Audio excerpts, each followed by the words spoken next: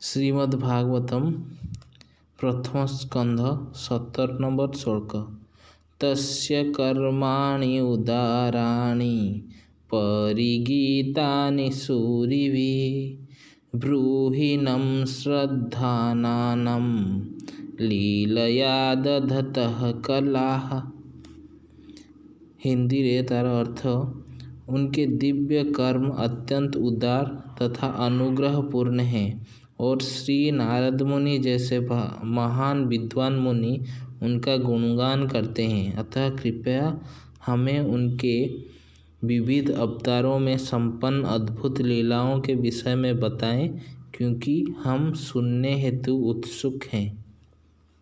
ओडिया रे जगन्नाथ दास लिखिले, जाजस गाई मुनि गणे सुखे तरंती भवने जे हरि ब्रह्मांड भीतरे लीलास रागे अवतरे विश्व उत्पत्ति स्थिति नाश कि रूपे करे ता प्रकाश